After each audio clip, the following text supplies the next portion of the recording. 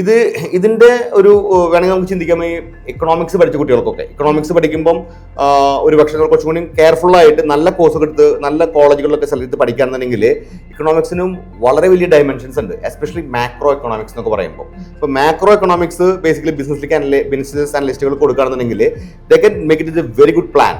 അവർക്ക് ബേസിക്കലി ഒരു ഇക്കോണമിയുടെ ഒരു ഡെപ്ത് കാണാൻ പറ്റും. ഇപ്പൊ നമ്മളിപ്പോഴും ഈ സയൻസ് സ്റ്റുഡൻസിനെ പറ്റിയിട്ട് സയൻസ് പഠിക്കുന്ന സമയത്ത് they are working everything on an experiment level, അല്ലെങ്കിൽ ഒരു ടേബിളിൽ ദേ കൻ സി 1 + 1 = 2, അല്ലെങ്കിൽ X axis by plus Y axis എന്ന് പറയുമ്പോൾ വേറെ ആസിഡ് കിട്ടുന്നുള്ളത് they can see in front of dum.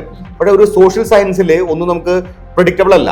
അതായത് അടുത്ത ഈ ഒരു ബഡ്ജറ്റ് വന്നതുകൊണ്ട് എംപ്ലോയ്മെന്റ് ഓപ്പർച്യൂണിറ്റി അത്ര കൂടി എന്നുള്ളത് മനസ്സിലാക്കണമെങ്കിൽ സർവേ, ആ സർവേ റിസൾട്ടിൽ മാത്രമേ നമുക്കത് അറിയാൻ പറ്റുള്ളൂ.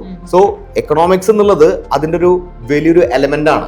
അതും ഈ മൈക്രോ എന്നുള്ള എലമെന്റ് ഉണ്ട്, അത് കുറച്ചും കൂടിയും ഈ പറയുന്ന ഒരു ഇൻവെസ്റ്റ്മെന്റ് അല്ലെങ്കിൽ ബാങ്കിങ് കോൺസെപ്റ്റിൽ കൂടി വർക്ക് ഔട്ട് ആവണമെന്നുണ്ടെങ്കിൽ മാക്രോ എക്കണോമിക്സ് ആണ് ഒരു രാജ്യത്തിന്റെ ഡിസിഷൻ മേക്കിങ്ങിലേക്ക് പോകുന്ന പല കാര്യം തീരുമാനിക്കുന്നത്.